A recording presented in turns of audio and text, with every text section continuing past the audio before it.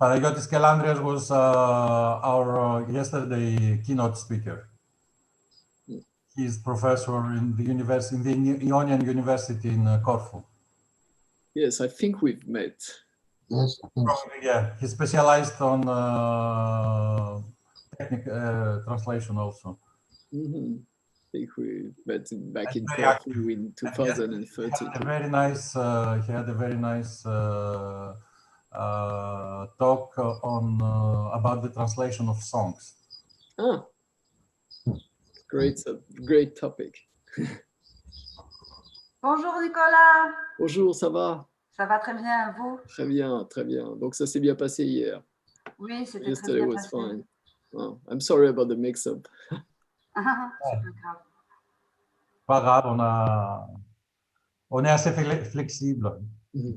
Donc, Καλημέρα, Βιλελμίνη. Hello.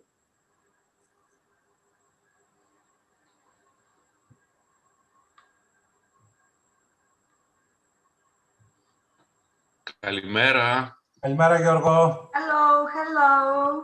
Good morning, Hello. George. Γεια σου, Γιώργο.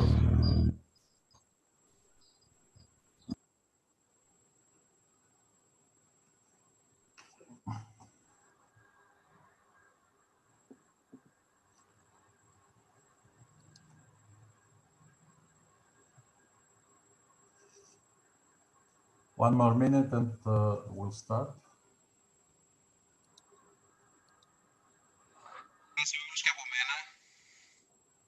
Καλημέρα, Παναγιώτη.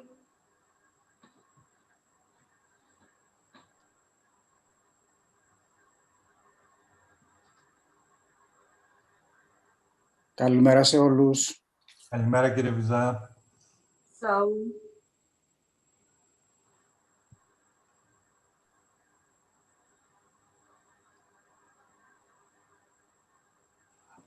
So, Good morning to everybody.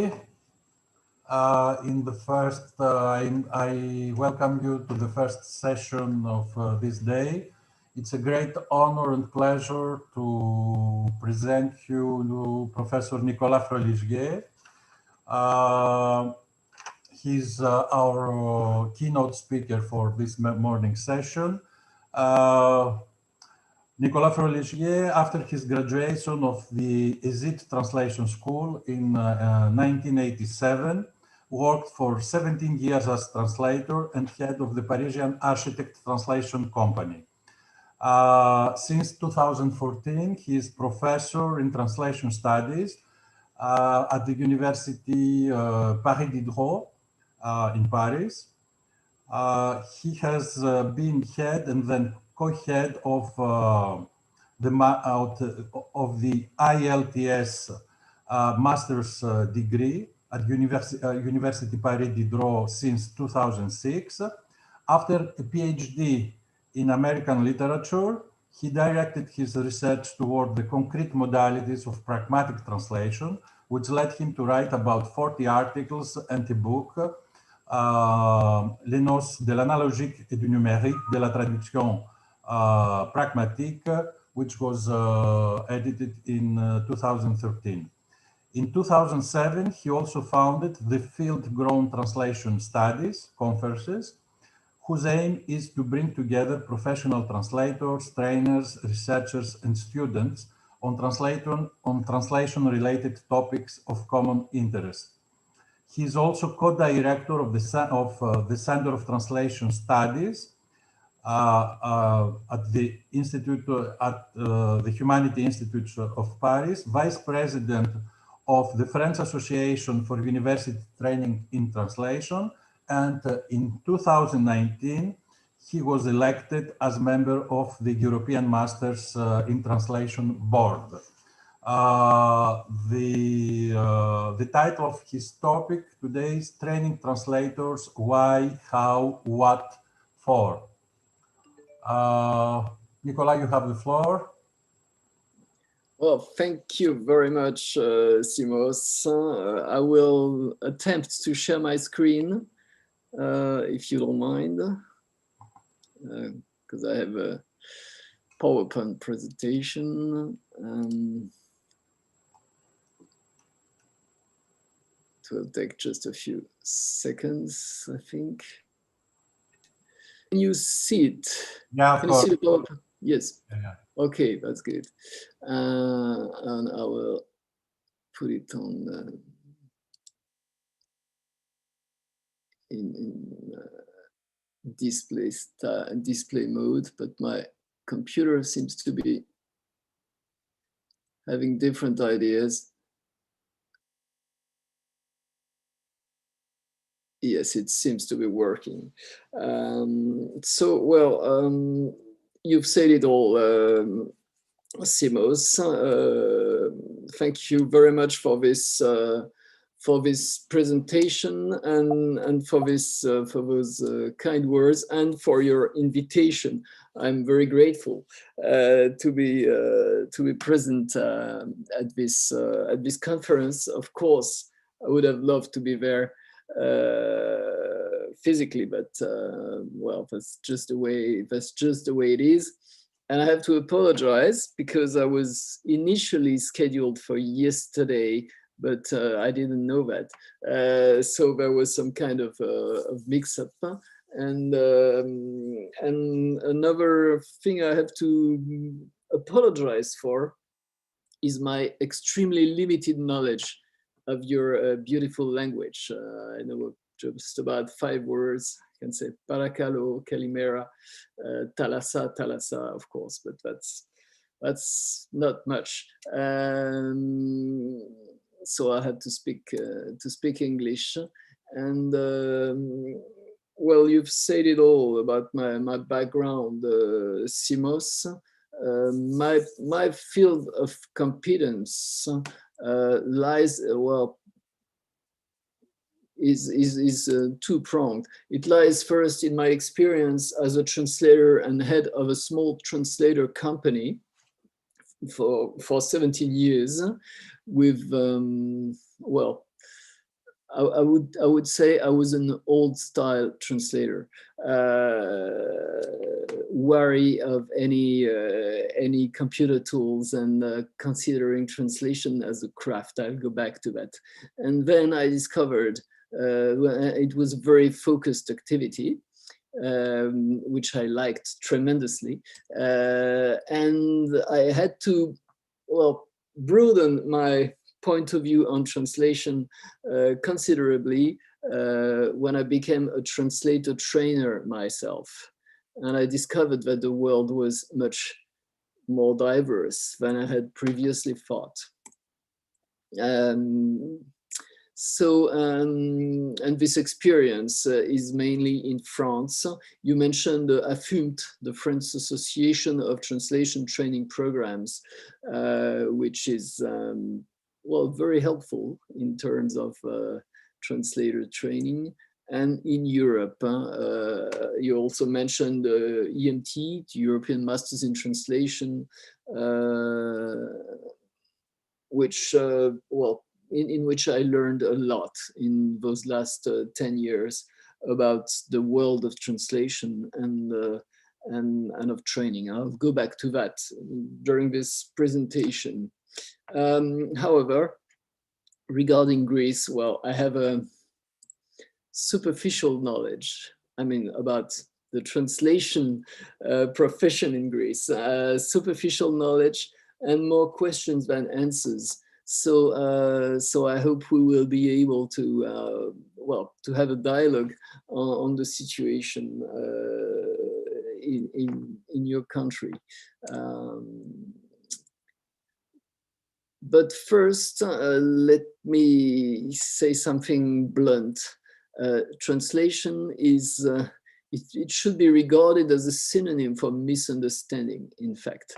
And I include myself in the lot of those who misunderstand or misunderstood translation quite considerably. What do I mean by that? It's always been, it's a very long story, translation and misunderstanding. And this very long story led to the dissemination of a few stylized facts with an S, facts. I used to think that translation was, if not an art, at least a craft. And this point of view was extremely common with people of my generation and the previous generations. And if it's a craft, if it's an art, it requires talent and practice. It does not require training. Another common stylist fact is to say that anyone who knows foreign languages can translate. Hence, again, if you know foreign languages, you can translate, therefore you need no training. A third stylist fact, translating means translating novels. And thus, if you want to be a translator, you are possibly a frustrated novelist, but you certainly have no financial ambitions, because literature, of course, is noble, and nobility has only disregards for money. A fourth stylist fact is that translation was first and foremost a question of practice. It's learning by doing, in other words. Hence, training for it and reflecting on it can only harm. I've heard this argument time and time again. I even thought it was true for a while. Again, another stylist fact, machine translation is going to make all translators redundant and obsolete. I think you've probably heard that one. Hence, it should be better for you to go look elsewhere for a real job. I'll go back to that too. If that wasn't enough, let me add just a few drops in the bucket. Translation is an ideal locus for preconceived thoughts. It is I'm not talking about Greece, I'm talking about France and possibly Europe. It's a domain where you have a widespread ignorance of realities, and with hasty generalizations. I'm taking a few examples from conversations I'm having with, for instance, colleagues time and time again. Well, this is not true because I know one translator who, and add anything you want. 30 years ago when I did some translations, it used to be like this, so it should be like this. Or giving yourself as an example. It worked for me, so everyone should follow my example. Those are the things you commonly hear about translation, and which are, of course, partially true, but which you can't generalize. It's also the place of naive representations. The idea that translation is about languages and has no interest for culture or civilization. It's a very interesting place, sociologically speaking, translation and at times translation training. Because we are very tempted, and I include myself in that to speak nonsense, but to speak nonsense in a convincing and in a convinced way. So it's, well, there's plenty of room for sociological study of the translation realm. And of course, it's just not ignorance. Those opinions are historical products. They come from somewhere. Where do they come from? About the importance of the literary field, and of the, well, considering that the literary field should be the norm for any translating activity. This comes from the ancient domination of religious thought on translation. All the main, or nearly all the main translation theorists back in history up until the 20th century with NIDA were well, established their theories on the translation of the Bible, for instance, from Jerome to Nida, to Mechanic, to Martin Luther, to Calvin, Jean Calvin, all of them were translators. And this had a tremendous impact on the way we see translation today. And it was transferred to literary translation from religious thought. The idea that practice will solve anything, where does that come from? It stems from a period, at least in France, but I think also in some other countries, I don't know about Greece, but you might be able to tell me, where translation meant totally different and separate things at university and in the professional world. If you had translation courses at university in France, it was meant to show that your mastery of the language, it was not meant to communicate at all. So those were completely separate worlds. Is it a linguist affair, translation? Where does that idea come from? Well, the same. This separation between, I would say, off the ground and grounded translation. The idea that machine translation will wipe us all out, especially with NMT, neural machine translation, actually, that denotes a misunderstanding of the way machine translation works. If you have no translation memories made by human translators, then your machine translation will not be able to function. So what we're looking for is rather a symbiosis than a replacement of one competence by another. However, some things are absolutely true about the current situation, and it makes this situation both an interesting one and a challenging one. Well, as we all know, the world is changing fast. There was a quote by Jerome, author of the Vulgate, translation of the Bible in Latin. I don't know if you read it that much in Greek, since you have another version of the Bible, who said in the 5th century, well, now barbarians are laying our country waste and uncertainty is all pervasive. Well, it could have been written in 2020 about translation. So it's a complicated period, let's say, which makes it difficult for us even to define what we mean by translation.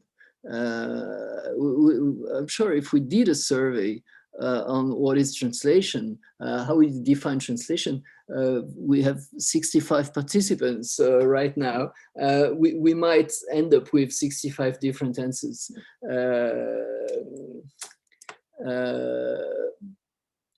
The definition I would go along with best is borrowed from Daniel Guadec, who was an important figure in translation training up until very recently.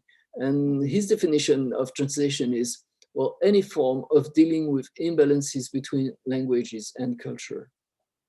In other words, the broadest possible definition. And I think is right. I think is right because translation today is in fact a vast set of varied profession under one big umbrella term. But this vast set of professions is united by three common principles. First, translation is an essential means for disseminating cultures. And when I mean cultures, I mean all and any cultures. As witnessed thereof a quote by Yves Chevrel, who directed a very lengthy book on translation in France in the 20th century, among other qualities. Quite recently, he said, well, a country that fails to translate, and we know that this happens, a country that fails to translate is a country where the ghost of dictatorship looms large. So it's a very important tool regarding, well, disseminating cultures. Another aspect, to sell any good or service efficiently, well, it is best to sell it in the buyer's own language. We need translation. I mean, the society, the economy needs translation just to work efficiently. A simple example about that. You probably all know that China is most interested in doing trade with African countries, and China set up televisions in Portuguese, in Portuguese-speaking African countries, so that it would be a better place to sell its products. That's clever. That's clever and that's efficient. And it's an illustration of this principle. And third, access to public services in a language that one masters is a prerequisite of democracy and citizenship in the European Union. And that's another very important aspect, which is attested by the 2011-24 EU directive about this. Therefore, translation is united by, well, it is at the crossroads of culture, economy, and democracy, which is not a small task, of course. And it's also, as I said, an umbrella term now for a vast array of professions. Of course, you have translation in the time-honored sense with various subfields. I will not develop that any further because you know about that. It's interpretation, which is also a very composite domain. It's revision, it's project management, it's terminology, of course, it's localization, it's post-edition, it's transcreation, it's also technical writing or technical communication, and a lot more professions, some of which don't even exist now, but will most likely in the next few years. So it's really a very fast evolving sector. And it's a market, and market is not a four-letter word, should not be a four-letter word anymore. Which means to understand the phenomenon of translation, we need figures. We need figures. We need to know, well, how many translators there are. How many translators are there in Greece, for instance, or with the Greek language? I'd love to know that. Up until recently, I didn't even know how many translators there were in France.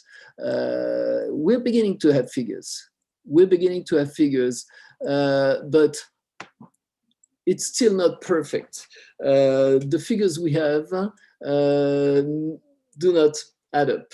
The definitions used for taking surveys do not concord either. So we need figures, but we have to take them with a grain of salt. Let's say we're talking about orders of magnitude.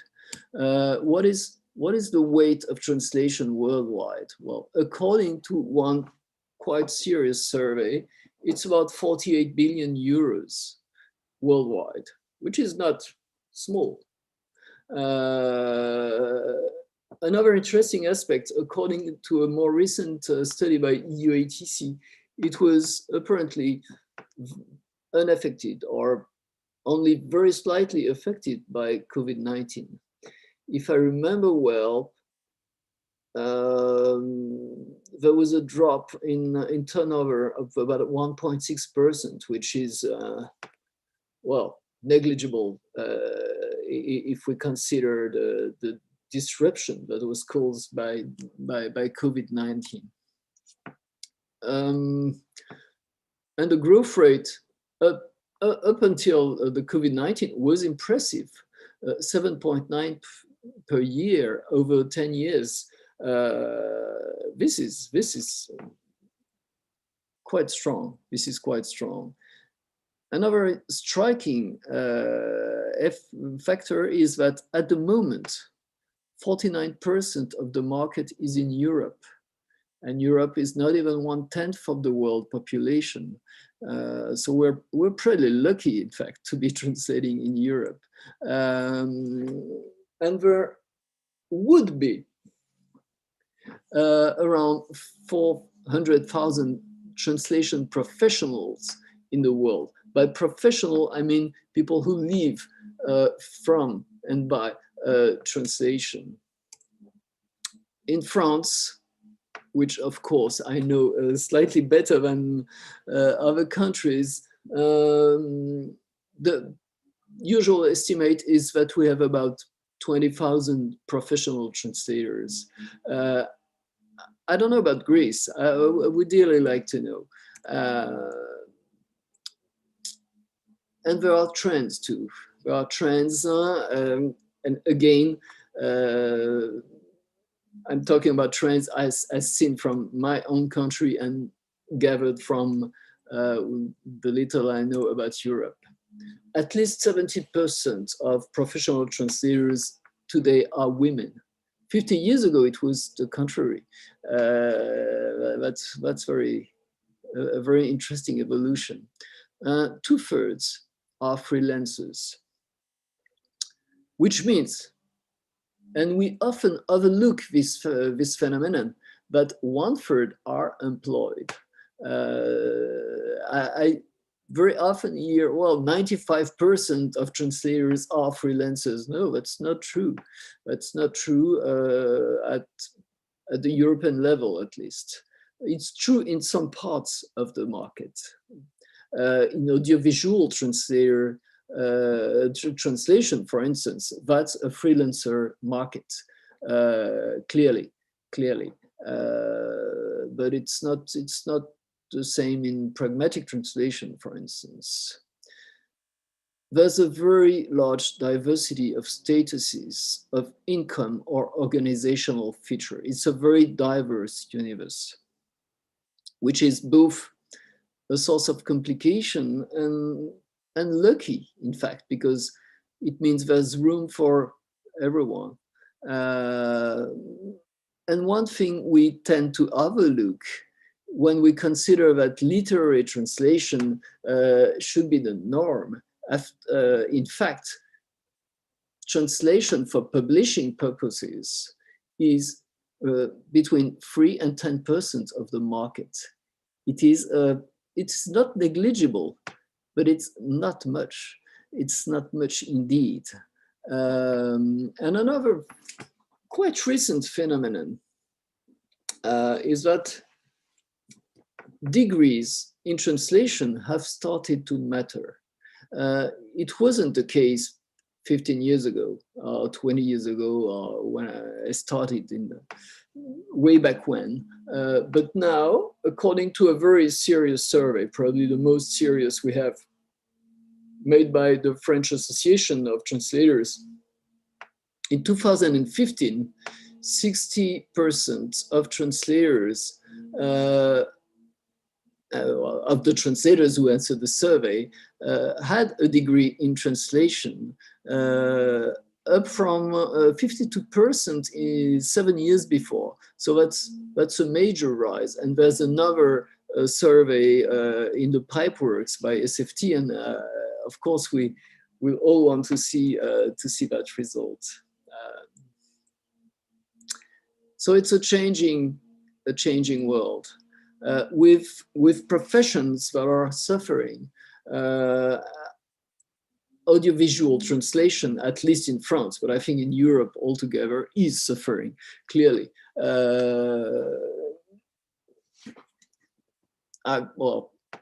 I'm very well acquainted with a lot of audiovisual translators, and well, they're all saying that their heydays are gone, and the situation has taken a turn for the worse. Some are on a plateau. They are mature professions, but not growing. That's the case for localization, which used to be huge. It's still big, but it's not growing anymore. Technical translation, there will always be a room for technical translation, but it's not growing. What is growing? Project management, terminology, past edition, of course, and also often overlooked part of the market. High-end or premium translation is growing. There is room for highly paid and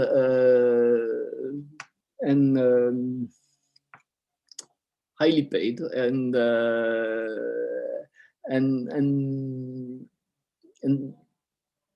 how would I put it? Extremely good quality translation in handling of crisis, for instance. That calls for a very particular craft in translation, and there's room for that. And some other professions are barely emerging, talking about transcreation, talking about content curation. And of course, since this is a very diverse sector, some professions are striving for independence, saying, okay, we're not translation anymore, we're not translators anymore, we're independent. So it's a very complex ecosystem. A complex ecosystem in a complex world. If we want to take the broader view, well, we cannot but consider that trade, worldwide trade, is expanding, but migration is increasing. I think in Salonika and in Greece in general, you're well placed to know about that.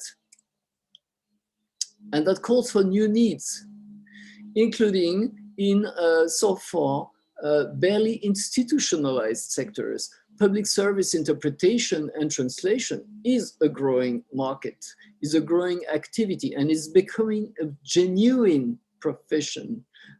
Sign language translation is growing too. Another interesting factor is that translation and interpretation, at least in France and in parts of Europe, are slowly coming closer. There used to be, there used to be a Chinese wall between the two up until recently, but more and more often we have translators being asked to perform interpreting tasks and vice versa. That's an interesting phenomenon. And the world map of translation training programs is changing fast too. Two examples.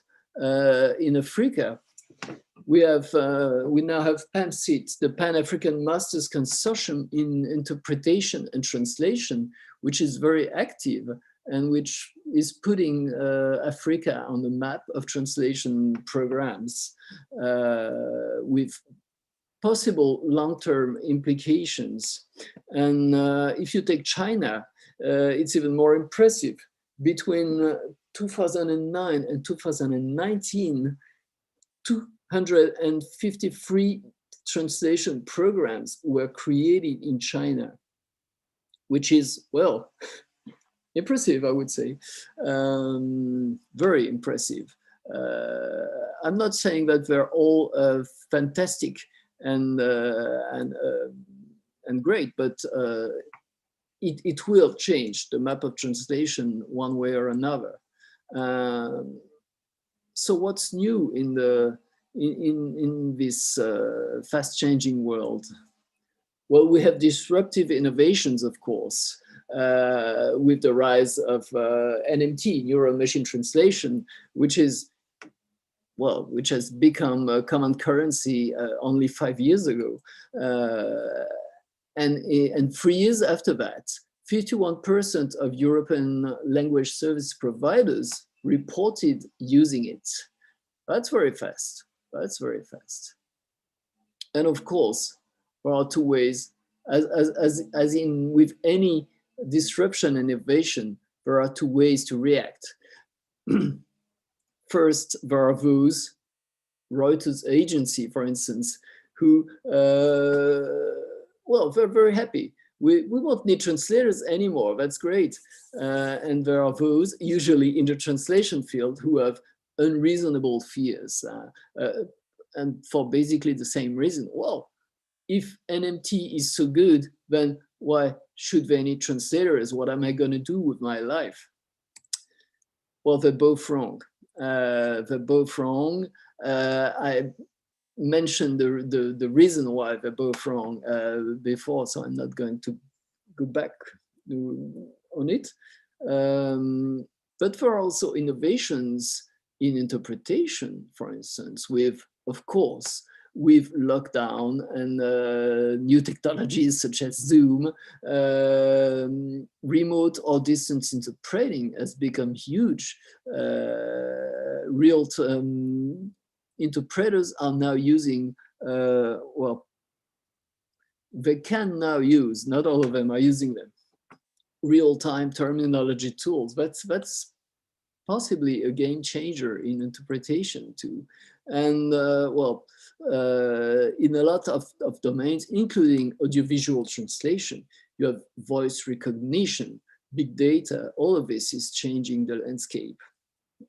So those are trends which we have to keep an eye on because, well, we don't want to be dinosaurs, do we?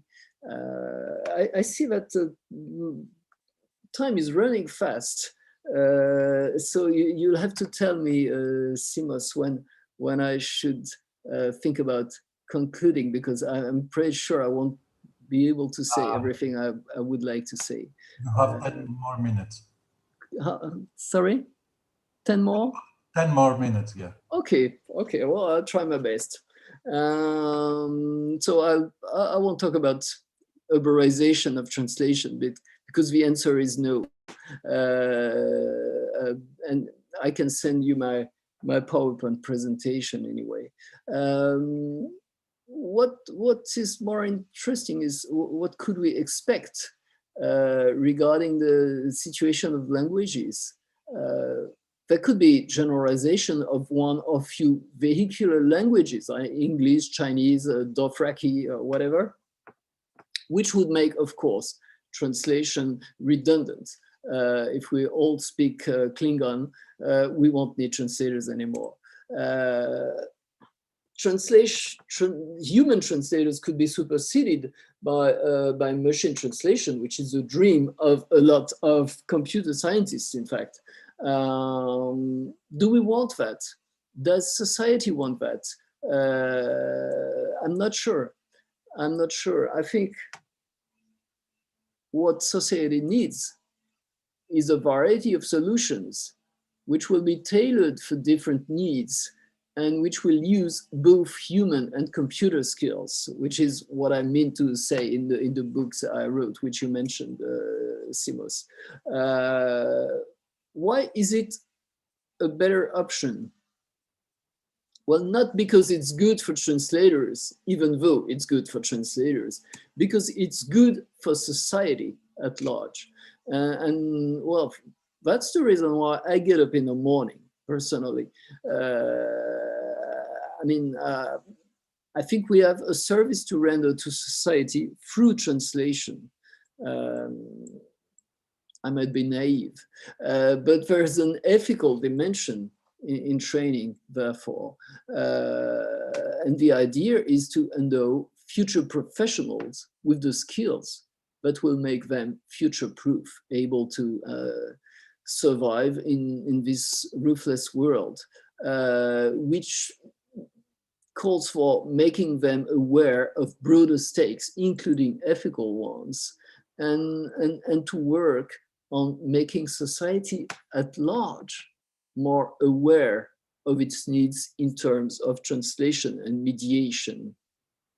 And of course, that calls for upgrading and updating the image of translators and translation, including the self-image, which is quite often quite bad, I have to say, sadly. And that's a synonym for professionalization. And I think that's our job as researchers and as translator trainers. And in that particular sense, it calls for ever finer competencies in training, which supposes proper training and proper professionals, which is not contradictory with seeing translation as a global common good. It could appear as being contradictory, but it's not. It's not. It's not, because what is changing now, and this is why this period is a very interesting period for translation and translator, is the place of translation in society. I'll take just one example. Since the last 15 years, how many movies, how many books have been written with translators and interpreters more than ever before? Translation and translators are becoming visible in society. There's a famous book by Lawrence Venuti called Translators Invisibility. Well, we're getting out of that, and that's a good news, not only for translators, but for everyone. And the question is how, and I won't have much time to deal with that. But I would just like to remind you that, in fact, translation training is a recent phenomenon. Of course, there was a translation school in China 2,000 years ago. There was Baghdad in the 9th century. There was Toledo, etc., etc. But it was, I mean, it was only training for a few individuals. It really started becoming serious in the 1940s and 1950s with the creation of big interpreting and translating schools. Then there was a second wave in the 1990s in France with Paris Diderot, my university, Rennes, Grenoble, Lille, and others, and a third wave since 2005 with the Bologna process. And the result is that we now have too many masters in Europe. There's more offer than demand. What makes me say we have too many masters? According to which criteria am I saying this?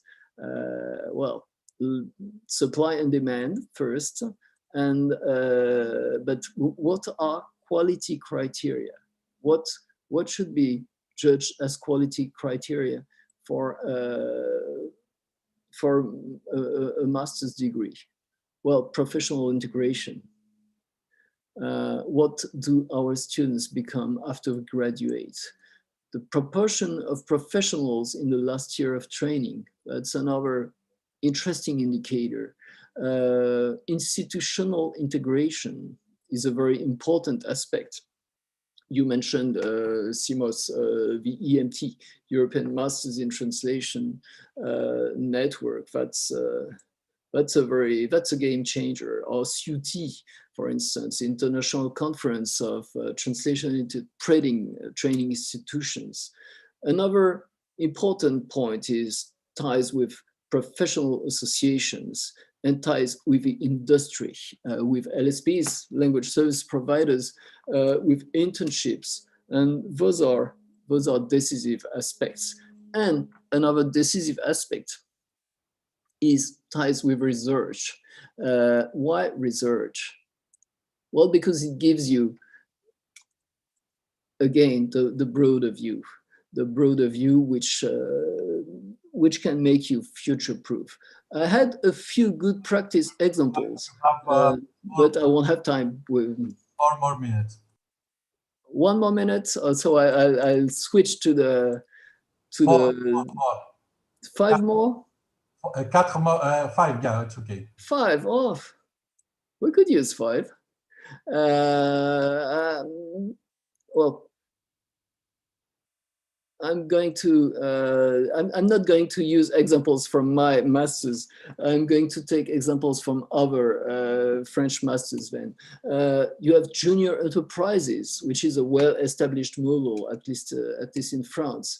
You have the Tradutech project, which was launched in Rennes in the 1990s, with collaborative work by one group of students over 1 week, with around 50,000 words on a collective project with a real assignment. In Strasbourg, they have translation marathons. In Brest, they've created a translation bureau inside the university, which provides translation services for the rest of the university. In Aix-en-Provence, you have a virtual translation agency, which acts as a real one. In quite a few programs, we have translated for NGOs on a voluntary basis. That's professionalization. That's concrete assignments. But of course, there's a risk. The risk is, well, taking work that should be done by professional translators. So that's the ethical limit. We never take assignments that professionals could and should take. So those are a few examples, and I'll switch to my conclusion then, stressing the importance of, well, networking, research, and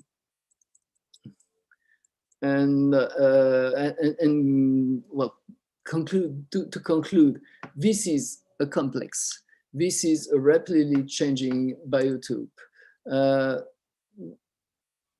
And the world of translation is ripe with false ideas, which we have to correct. It is our common task to make people understand what translation actually entails today. And in fact, this is an emerging profession. It used to be an activity. It's now becoming a profession, which faces tough challenges, as I mentioned, but which has a growing role and visibility in society at large. And I think the winning attitude in that is to find the right compromise between bio-translation, that means human translation, and automation, with something we could call a magic triangle, is trying to make training, professional life, and research work together. And if you do that, well, you might quite succeed in translation. But of course, this is only my opinion. And I would be interested in your opinion. And I will maybe stop sharing this screen then. So thank you for your attention, and sorry for not having been able to calibrate this presentation as it should have.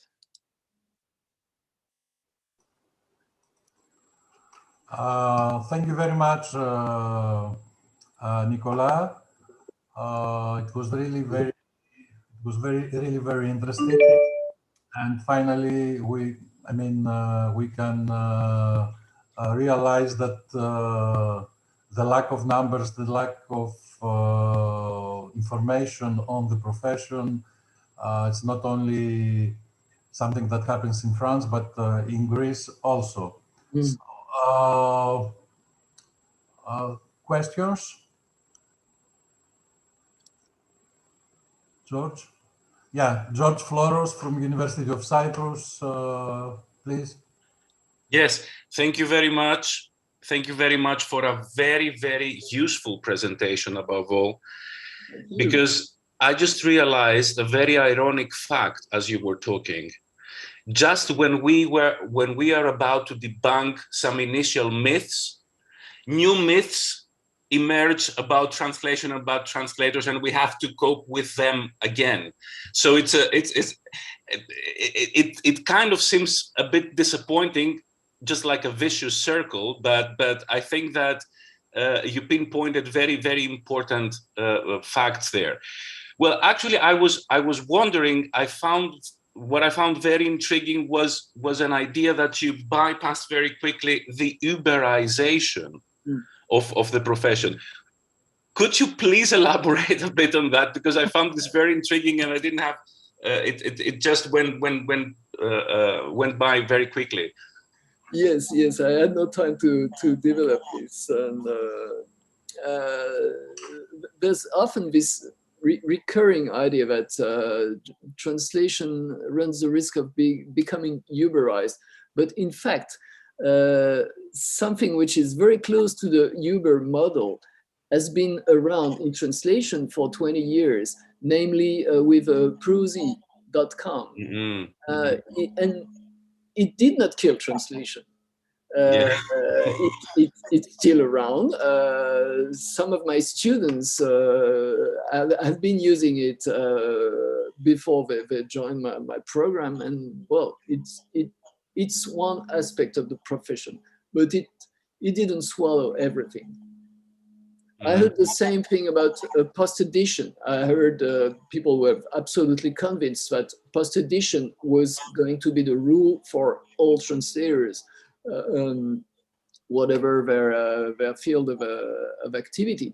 Well, so far, it hasn't materialized. So, it's a juxtaposition of very varied specialties, translation. So we can rest, well, we can rest on our 2 ears, as we say in France, about liberalization. Thank you. Thank you very much. There is a question written in the chat by Kostas Kourdilis. Do you think that translation training programs, as they stand at the moment, offer enough transferable skills which can be used by graduates to engage in other fields? That's a very important question indeed. If you look at what your graduates are becoming after a few years, they can, well, the careers are changing fast, and we have to, I mean, to use those transferable skills. I think we do. If we look at our alumni,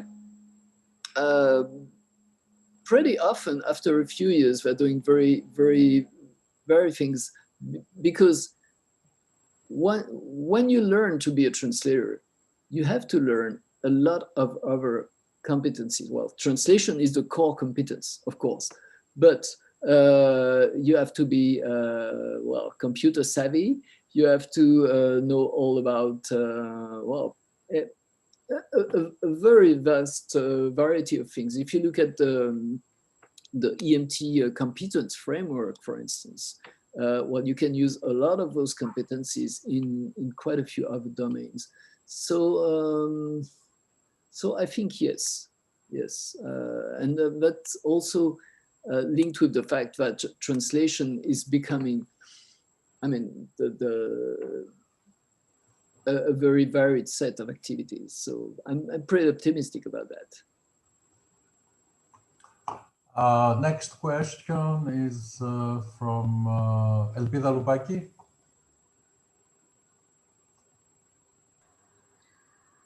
Thank you very much, Nicola, for your presentation. It was really very interesting to follow all the trends and the new aspects that we can see in translation.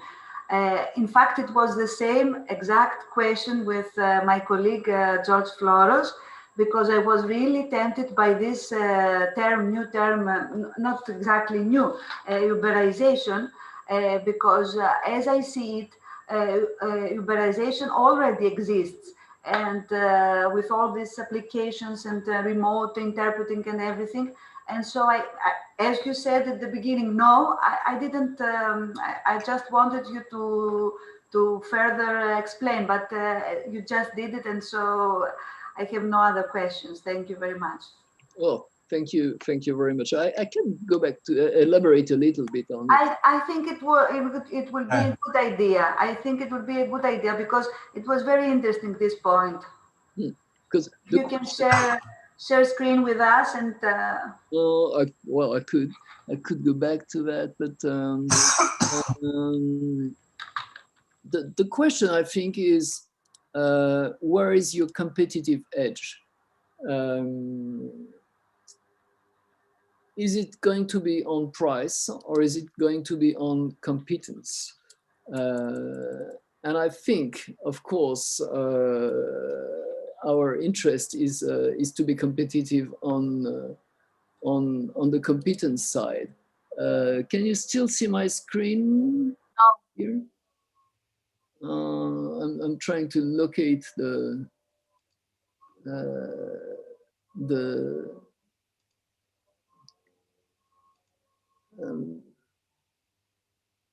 I'm trying to locate well, I can't find it anymore, but I'm looking for it.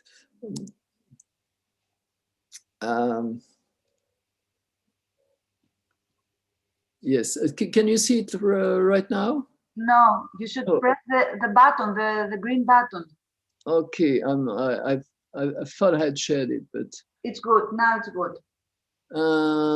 So as I said, the urban model has been around for more than 20 years. But of course, in this world, there will be winners and losers. And I think the winners, whether they be individuals, LSPs, or training programs, will be those who know how to position themselves and use their competitive edge. And my personal take on that subject, but it's only a personal one, is that we should find and try to reach a new compromise between human competence, what we call biotranslation, and tools. If we master both, then we can be really competitive. If you master only one of the two, but extremely well, you can be competitive in a very particular field. Another very important aspect, which I didn't have time to develop, is lifelong learning. In a fast-changing world, you have to retrain yourself. I know quite a few translators who are 50, 60, something like that. And they used to earn very well. The situation was quite good 10 years ago, 15 years ago, but they did not use lifelong learning. They did not adapt to the varying situation. And now their income is less than some of my graduate students who are 30 years younger. So that's really something which is very important. And that's also where professional associations come in, because it's one of the things that professional associations can do. And And you have to know where you want to be on this continuum between what some call bulk translation and high-end translation. That's what I wanted to say, basically. And I see that there are other questions, so I stop sharing. Thank you very much, Nicolas. It was really a great honor to be with us and to share this your ideas with us. We thank you very much, and we hope that next time you can participate physically. Well, definitely. In this event. Thank you very much for this invitation. I really appreciate it. We have two further questions. Sorry, I cannot. Η Βιλελμίνη και η Νούλα. Sorry. So, Βιλελμίνη Σωσόνης, yeah. So, hello, and thanks again for this very interesting presentation. I absolutely agree with you in everything that you said. I just have a question. There are new job profiles and new market demands, and therefore translation programs need to keep up with these developments in the market and also in regards to technology. Mm-hmm. So we need to keep our students basically ahead of the game. But this means that we also need to be ahead of the game. And for me, that's the main challenge. Most universities work under strict, let's say, frameworks. Mm-hmm. It's not easy to update the teaching personnel, and therefore we need to keep upskilling. So do you have any ideas on that? I mean, for me, it's very important, and I think that we need to sit down and seriously think about the way go about it in the future. I could not agree more with what you say. It's complicated. As they say on Facebook. One thing which is becoming a little bit more common, but should be done much more thoroughly, is training for trainers,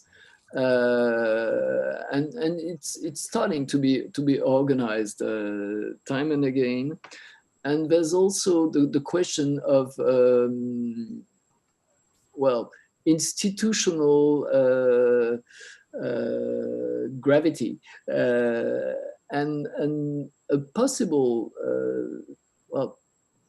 what we have been able to do, at least in France, but I don't know if we can generalize that, is use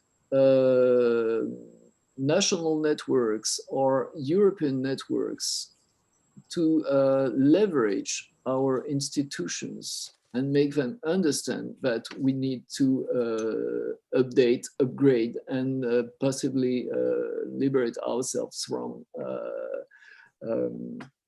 institutional